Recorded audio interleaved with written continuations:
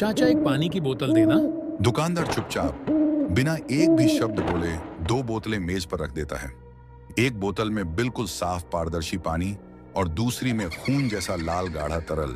गोपाल ये सब देखकर डर जाता है, चौंक कर पूछता है, ये लाल तरल पानी जैसा क्या है चाचा? दुकानदार का चेहरा एक पल को और भयानक हो जाता है। वह धीमे स्वर में कहता है, आपकी प्यास किस चीज की है, खून की या बस पानी की? गोपाल की आंखें फटी रह गईं। उस लाल तरल में कोई परछाई तैरती दिखी, जैसे किसी की आत्मा बोतल में कसमसा रही हो। गरीबी ने गोपाल को गांव छोड़ने पर मजबूर किया और वो शहर चला गया। 2 साल तक वह भीड़ में अकेला माँ बाप की याद में टूटा रहा। एक दिन अचानक बिना कुछ सोचे वो ऑटो में बैठा और सीधा रेलवे स्टेशन पहुंच गया। लेकिन इन 2 सालों में उसके ही इलाके की एक चाय दुकान में खून हो चुका था।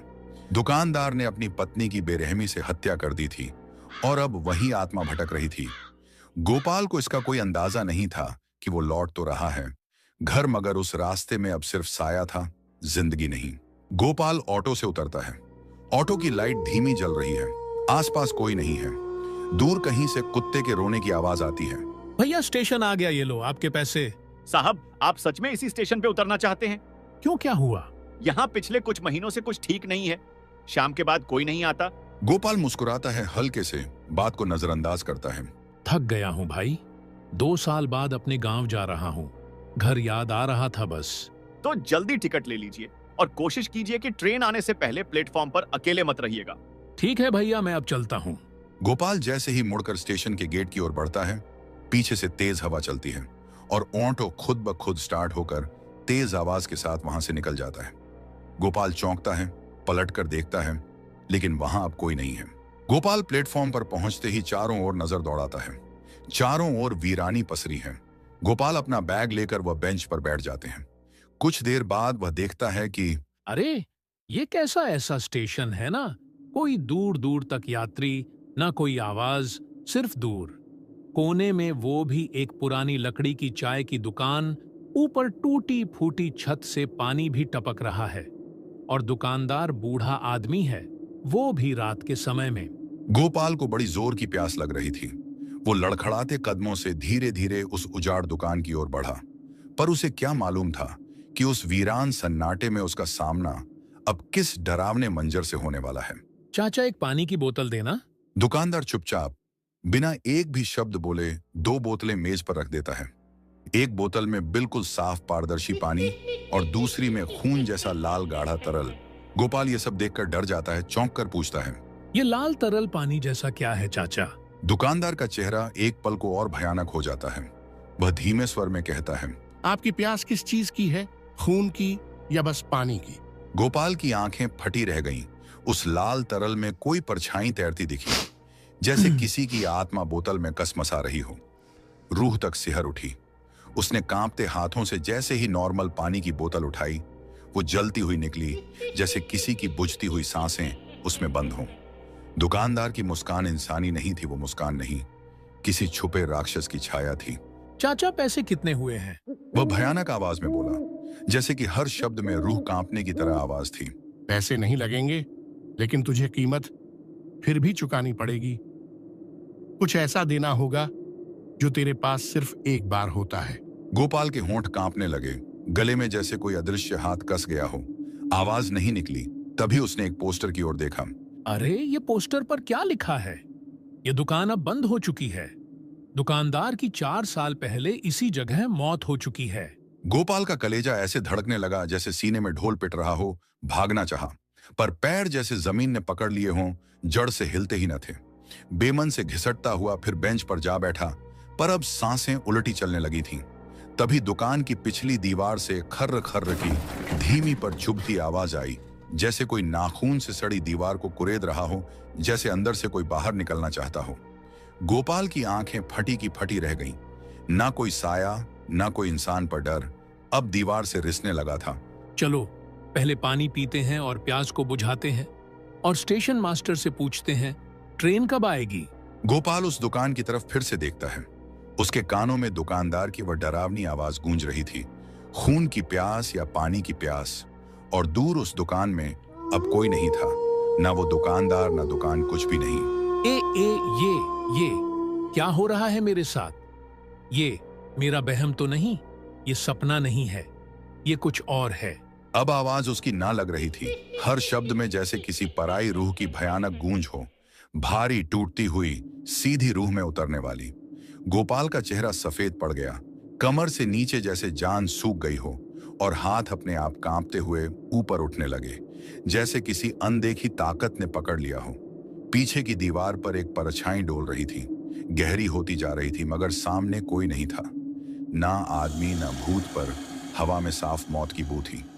फिर भी वह साहस करता है। अरे ये कैसा स्टेशन है यार, अब तक ऐसा जगह नहीं देखी, कुछ तो गड़बड़ है। पर मैं डरने वालों में नहीं, ये सब भूत वूत बस फालतू बातें हैं। चलो इंक्वायरी मास्टर से पूछते हैं, ट्रेन कब आएगी भागलपुर जाने वाली? वो कांपते थरथराते पैरों से इंक्वायरी रूम की ओर बढ़ा, जैसे हर कदम किसी अनदेखे कफन पर रख रहा हो, और जमीन उसके नीचे धीरे धीरे सांस ले रही हो। सर भागलपुर जाने वाली गाड़ी कब आएगी? इंक्वायरी मास्टर कोई जवाब नहीं देता है, सिर्फ उसको घूर के देखा। फिर से गोपाल पूछते हैं, सर भागलपुर जाने वाली गाड़ी कब आएगी, बता दो ना। अभी 2 घंटा लेट है, जा जाकर आराम कर, मुझे भी आराम करने दे। फिर वो अचानक गर्दन टेढ़ी करके फुसफुसाया, तेरे को बहुत जल्दी है क्या? तू जा, सीधा पटरी पर चढ़ जा, खुद ब खुद गाड़ी आ जाएगी और तुझे वहीं से उठा ले जाएगी। उसकी आंखों में अब इंसान नहीं, कोई साया था, ठंडी, खोखली और काली। आवाज ऐसी जैसे कब्र की मिट्टी में दबा कोई जिंदा बोल रहा हो, और आसपास की हवा बर्फ बन गई हो, और वहां चुपचाप सीधा अपने बेंच पर जाकर बैठ जाता है। लेकिन चारों तरफ लोमड़ी और कुत्ते की भूख नहीं कि आवाज उनके कानों में गूंजते रहते हैं। हे भगवान, ये कैसा इंक्वायरी मास्टर है? इसकी बातों से तो जैसे सड़ी लाशों की महक उठ रही है। कुछ तो बहुत अजीब है यहाँ। हे भगवान, जल्दी ट्रेन आ जाए, मैं किसी तरह घर पहुंच जाऊं। मेरी आंखें क्यों कांपने लगीं? सांसों में घुटन और पीठ पर पसीना। यह स्टेशन नहीं, मेरे को तो शमशान जैसा लग रहा है। यह मेरा वहम भी तो हो सकता है। अरे ट्रेन की आवाज आ रही है, शायद ट्रेन आ रही है। गोपाल के कांपते दिल के बीच दूर से छुक छुक की सरसराहट गूंजने लगी। धुंध में लिपटी एक जली बुझी ट्रेन पटरी पर रेंगती आई हवा में, सड़े मांस और जलते लोहे की बू, घुल गई स्टेशन की लाइटें तड़प तड़प कर बुझने लगीं। और जब ट्रेन प्लेटफॉर्म पर आकर पहुंची, गोपाल ट्रेन की ओर देखता है कि अरे ना कोई खिड़की से झांक रहा है, ना कोई गेट पर खड़ा है, सब डब्बे अंधेरे और वीरान। यह कौन सा ट्रेन है? अचानक एक झटका लगा। ट्रेन छर्राक की आवाज के साथ एकदम रुक गई। गोपाल डरते हुए खड़ा हुआ। उसकी नजर एक कोच के गेट पर गई। वह धीरे धीरे खुद से खुल गया। चीख चीख चीख जैसे किसी जंग लगे दरवाजे ने सालों बाद करवट ली हो। वह कुछ भी ना सोचे, ट्रेन पर चढ़ जाते हैं और ट्रेन खुल जाती है। चलो अच्छा हुआ, जान बची। अब अपनी सीट पर जाकर चैन से बैठ जाता हूँ। बस भगवान करे ट्रेन अब लेट ना हो, जल्दी घर पहुंच जाऊं। गांव की मिट्टी की खुशबू, माँ के हाथ की रोटी, कितना कुछ याद आ रहा है। मेरा सीट नंबर है, हाँ 30। बस अब और कुछ नहीं चाहिए, बस घर। गोपाल डिब्बे के अंदर जाता है। अंदर घुप अंधेरा, झपकती लाइटें, दीवारों पर सीलन, सीटों पर जमी धूल। डिब्बा ऐसा लग रहा था जैसे सालों से कोई चढ़ा ही नहीं। एक सड़ी हुई बदबू और हवा में अजीब सी नमी तैर रही थी। पूरा डिब्बा सुनसान, भुरभुरा, सड़ चुका लग रहा है। वह आगे बढ़ता है धीरे धीरे धड़कते दिल के साथ। से ही अपनी सीट नंबर के पास आता है। वह एक लड़की को देखता है, खिड़की की ओर चुपचाप टेक लगाई हुई बैठी है। चलो अब जान पर जान बची। कोई तो ट्रेन में है। मैं ट्रेन के हालात देखकर यह सोच रहा था कि ट्रेन में कोई नहीं है, सिर्फ मैं अकेला हूं। थोड़ी देर बाद सफेद कपड़े, भीगे बाल और चारों ओर फैलती एक अजीब ठंडी सरसराहट, जैसे हवा नहीं कोई परछाई रेंग रही हो। गोपाल की सांसें अटक जाती हैं। वो कुछ पूछता नहीं, बस जहां था वहीं जम सा जाता है। और तभी खिड़की का पर्दा बिना हवा के झटके से उड़ने लगता है, जैसे किसी अनदेखे ने जोर से खींचा हो। पूरा डिब्बा बर्फ सा ठंडा पड़ जाता है, सांस लेना मुश्किल, और खामोशी इतनी भारी जैसे वक्त थम गया हो। अरे बहन, तुम कहाँ जाओगी? वह लड़की कुछ नहीं बोलती है, सिर्फ खिड़की की ओर टक्के हुए रहती है। फिर से गोपाल बोलता है, अरे बहन, तुम कहाँ जाओगी? तुम्हें कुछ हुआ है क्या? बताओ ना। फिर लड़की धीरे धीरे गर्दन घुमाती है। चेहरा अंधेरे में आधा छुपी हुई आवाज बेहद धीमी, टूटी और अंदर तक चीरने वाली। मैं जहाँ जा रही हूँ वहां से कोई लौट कर नहीं आता। क्या तुम भी मेरे साथ चलोगे? तुम्हें मजा आएगा। इतना कहकर वो फिर से खिड़की की ओर घूरने लगी। तभी गोपाल के पीछे की लाइट टिमटिमाने लगती है। ट्रेन में रखा घड़ी का पेंडुलम रुक जाता है और दूर कोई चीख सुनाई देती है। गोपाल का कलेजा कांप उठा, मगर हिम्मत बांध के सीट पर जम गया। डर भगाने के लिए वो थरथराती आवाज में गाने लगा। डर मत रे मनवा, रात की बात है, छाया दिखे तो समझ लई, धोखा मात्र है अंखिया, मूंद के गाले चुपचाप, भूत प्रेत भागे, जब दिल हो नापाक साफ, चल अकेला, हिम्मत बना के, भूत भी कांपे सच्चे मन के आगे। तभी डब्बे का दरवाजा धीमे से चर रर वर की आवाज करता है। एक लंबा काला कोट पहने टीटी अंदर आता है, लेकिन उसका चेहरा इंसान जैसा नहीं लगता। बड़ी बड़ी आंखें जिनमें अंदर तक लाल लाल नसें फट रही हैं और पलकों की जगह जैसे काली झुर्रियों का जाल बिछा हो। उसकी आवाज कांपती नहीं, कांपाने लगती है। टिकट्स निकाल, एक सर्प जैसी फुफकार। अरे मैंने कभी तो ऐसा टीटी नहीं देखा, इसको तो देखने में अजीब लग रहा है। टिकट है ना? बिना टिकट के जो इस डिब्बे में चढ़ा वो या तो मंजिल तक पहुंचा नहीं या फिर कभी उतरा ही नहीं। टिकट दिखाइए, कहीं तुम भी तो नहीं हो बिना मंजिल वाले मुसाफिर। जैसे ही ये आवाज गोपाल के कानों में पड़ी, उसका पूरा शरीर सुन्न पड़ गया। उसकी उंगलियां ठंडी पड़ गईं। दिल की धड़कनें इतनी तेज हो गईं जैसे कोई अंदर से दरवाजा पीट रहा हो। और उसका टिकट देखकर टीटी बोलता है, टिकट तो सही है, लेकिन ये डिब्बा, ये रात और ये सफर सब कुछ वैसा नहीं जैसा दिखता है। क्यों, क्या मतलब है आपका? हर टिकट एक मंजिल तक पहुंचाता है, लेकिन कुछ टिकट सिर्फ अधूरी कहानियां छोड़ जाते हैं, जैसे पिछली बार हुआ था। तभी पास में बैठी लड़की भयानक और डरावनी आवाज में बोलती है, इस डिब्बे से जो गया है ना, वो कभी लौट कर नहीं आया। अब तेरी बारी है, तैयार हो जा। अगला स्टेशन तेरी रूह का आखिरी सफर हो सकता है। तभी लड़की की गर्दन झटके से उठती है। उसके होंठों से फटी हुई सड़ी सी हंसी फूटती है। ये हंसी नहीं, कब्र से उठती चीत्कार थी। दीवारें थरथराईं, खिड़की कांपी, गोपाल का खून सूखने लगा। टीटी एक पल को पीछे मुड़ता है, फिर धुएं में घुलकर गायब हो जाता है। तभी सामने बैठा लड़की धीमे गलती हुई आवाज में बोला, भैया अब तेरी बारी हो डिब्बा, ना छोड़ा तो अगला स्टेशन सीधा शमशान हुई। गोपाल की सांस अटक जाती है। लड़की खड़ा होती है, पर उसकी परछाई कहीं नहीं दिखती। अरे मैं तो मजाक कर रही थी। मैं क्यों डरूंगा? तुम थोड़ी भूत हो, मैं यह सब नहीं मानता हूँ। तभी एक स्टेशन आ जाता है और गाड़ी वहां पर रुक जाती है और गोपाल देखता है कि स्टेशन में कोई भी नहीं है। एकदम सुनसान। गोपाल थोड़ा घबरा जाता है। तभी एक आदमी आता है। रात के 12 बज चुके थे। दूसरे डिब्बा की ओर से एक खाना वाला आया। ओ भयानक और देखने में अजीब था, और उसकी आवाज भी अलग अंदाज की थी। बाबू खाना ले लो, आज की स्पेशल डिश है, गरम गरम अभी अभी काटा है। गोपाल चौंक कर उसकी थाली की तरफ देखता है। थाली में कुछ अजीब हड्डियां, लाल रोटी और चटनी जैसी लहू लहू चीजें। गोपाल यहां देखकर चौंक जाते हैं। वह ऐसा खाना कभी नहीं देखा था। क्या क्या खाने में है? चिकन है बाबू, बड़ा ताज़ा है, आदमी के हाथ से बना नहीं, आदमी से बना है। गोपाल की सांस रुक सी जाती है, आंखें फटी रह जाती हैं। खाना वाला हंसता है, लेकिन उसकी हंसी इंसान की नहीं, भूतों की गूंजती चीख जैसी होती है। ट्रेन फिर से एक स्टेशन पर रुक जाती है, लेकिन वह स्टेशन पर कोई रोशनी नहीं थी। चारों तरफ जंगल, ना कोई स्टेशन का नाम साइन बोर्ड पर लिखा था। क्या हुआ, ले लो बाबू, आपके लिए खास मैंने बनाया है, नहीं लिया तो अगली बार तुम्हारा नंबर है। गोपाल को भूख भी लगा था। बहुत जोर से वह तुरंत हाँ कह दिया। हाँ भैया, तब मुझे एक रोटी दे दो और चटनी दे दो। उसे वहां देकर वह धीरे धीरे पीछे हटता है और ट्रेन के धुंध में गुम हो जाता है। लेकिन उसकी गूंजती आवाज अब भी कानों में रह जाती है। खाना ले लो, खाना ले लो, आदमी का ताजा मांस गरम गरम। बहुत दिन हो गए माँ तेरे हाथ की रोटी खाए हुए। यहाँ पेट तो भरता है, पर वो सुकून नहीं मिलता जो तेरी रोटी में था। घी से ज्यादा ममता लगाती थी तू। जैसे ही उसने खाना शुरू किया, उसकी नजर सीधी प्लेट पर गई। रोटी की जगह वहां पड़े थे कटे हुए मांस के लोथड़े और चटनी नहीं, लहूलुहान लाल रंग का गाढ़ा तरल जो किसी ताजा जख्म से टपकते खून जैसा लग रहा था। बदबू इतनी तेज थी कि सांस लेना मुश्किल हो गया। उसका दिल धक धक करने लगा और एक सिहरन रीढ़ तक दौड़ गई। हे भगवान, ये क्या देख रहा हूं?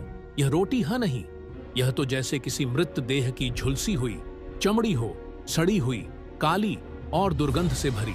और यह चटनी, यह तो रक्त है गाढ़ा, ताजा, मानो अभी किसी की गर्दन काटकर कटोरी में भर दिया गया हो। उसमें तैरते मांस के टुकड़े और ऊपर जमी झाग जैसे मौत का अंतिम उबाल हो। तभी पीछे से एक ठंडी फुसफुसाहट आती है। खा लो, गोपाल बहुत गर्म है, अभी अभी निकाला गया है। और साथ में सड़ी हुई हंसी गूंजती है। अरे, मैं अभी तो थोड़ी देर पहले रोटी के बदले बदबूदार कटे हुए मांस और कुछ अलग सा देखा। फिर से ये रोटी और टमाटर लाल चटनी कैसे बन गई? ये मुझे क्या हो रहा है? क्या मैं अंदर से भयभीत हो गया हूं? ये मेरे को क्या हो रहा है? बहुत जोर से प्यास लगा है। तभी पास में बैठी लड़की गोपाल से कुछ पूछती है। तुम्हें ये खाना सच में रोटी चटनी लग रही थी? गोपाल घबराकर उसकी ओर देखने लगा। उसके चेहरे पर अजीब सी सफेदी थी, जैसे किसी ने जान चूस ली हो। बाल भीगे हुए और आंखें बिना पलक झपकाए सीधे गोपाल की प्लेट को घूर रही थीं। फिर से वह पलटकर खिड़की की ओर देखने लगी। यह सब देखकर गोपाल और घबरा जाता है और उसकी प्यास और बढ़ जाती है। तभी एक पानी वाला दूसरे डिब्बा से आवाज लगाकर आ रहा है। उसकी आवाज ऐसा लग रहा था कैसे किसी जिंदा आदमी को जला रहा है। पानी ले लो, पानी ताजा है, अभी निकाला है। एक जिंदा की प्यास बुझाएगा और दूसरा मरे हुए को जिंदा कर देगा। आवाज गोपाल के कानों में ऐसी उतरी जैसे किसी ने जलता हुआ लोहे का तार भीतर डाल दिया हो। वह कांपते हुए देखता है, सामने एक अधजला आदमी, चेहरा पिघली मोम सा, आंखें राख जैसी सुनी, हाथ में 2 बोतलें, एक में साफ पानी, दूसरी में गाढ़ा लाल काला तरल जो खुद में सांस लेता लग रहा था। गोपाल का गला सूख गया, होंठ फटे, डर से पसीना टपकने लगा। कांपती आवाज में गोपाल बस इतना कह सका, भाई पानी दे दो। कौन सा चाहिए, साफ वाला या फिर लाल वाला जो मरे हुओं को भी जगा दे? उसके होंठों से सड़ी बदबू आती है और आंखों में अंधेरा चमकती हुई देखकर गोपाल की रगों में बर्फ उतर जाती है। उसकी पीठ पर पसीना और हाथ पैर सुन्न, रोंगटे खड़े हो जाते हैं जैसे किसी ने पीठ पर बर्फ की उंगली रख दी हो। और उसे नॉर्मल पानी बोतल देकर चले जाते हैं और थोड़ी ही देर में वह हवा में विलीन हो जाता है। अरे, जान में जान आई, पहले थोड़ा पानी पी लूं। गोपाल ने कांपते होंठों से बोतल उठाई और पहला घूंट गले से नीचे उतारा। क्षण भर को उसे राहत सी महसूस हुई, लेकिन जैसे ही दूसरा घूंट लेने के लिए बोतल उठाई, उसकी आंखें भय से फैल गईं। बोतल का पानी अब काला पड़ चुका था। उसमें से सड़ी मांस की गंध आ रही थी और अंदर कुछ गाढ़ा लहूलुहान पदार्थ तैर रहा था, जैसे किसी मरे हुए जानवर या इंसान का मांस। तल में एक अधजला चेहरा तैर रहा था जिसकी आंखें अचानक खुल गईं और फिर बोतल से धीमी बुदबुदाती आवाज आई, अब तेरा नंबर है। गोपाल के हाथ से बोतल गिर गई और वह डर के मारे जमीन पर गिर पड़ा। आवाज जैसे उसके गले में ही घुट गई हो। तभी उसके मुंह से एक जोरदार चीख निकली, आ! और गोपाल की तभी नींद खुल जाती है। हे भगवान, कैसा भयानक सपना देख लिया मैंने। जैसे कोई भूत सीने पर चढ़कर दबा रहा हो। दिल तो ऐसे धड़क रहा है जैसे अभी फट जाएगा। गोपाल राहत का सांस लेते हैं और पानी पीकर बोलता है, हे भगवान, कहीं ये कोई बुरा संकेत तो नहीं? चलो, जान पर जान बची। यह नींद में था, अगर यह सही में होता तो मेरा क्या हाल होता? देखा आपने लापरवाही का नतीजा। सपना हो या सच, डर हमेशा दिल पर वार करता है। और अगर वक्त रहते होश में न आए तो अगली बार यह सपना नहीं, हकीकत बन सकता है। सोच लो, क्या तुम तैयार हो उस दरवाजे के खुलने के लिए? अब आप बताइए, क्या आपके साथ भी ऐसा डरावना सपना कभी हुआ है? नीचे कमेंट में लिखकर जरूर बताइए। हो सकता है आपका सपना किसी और को चेतावनी दे दे। अगला पार्ट देखने के लिए रश्मि टून्स के साथ बने रहें।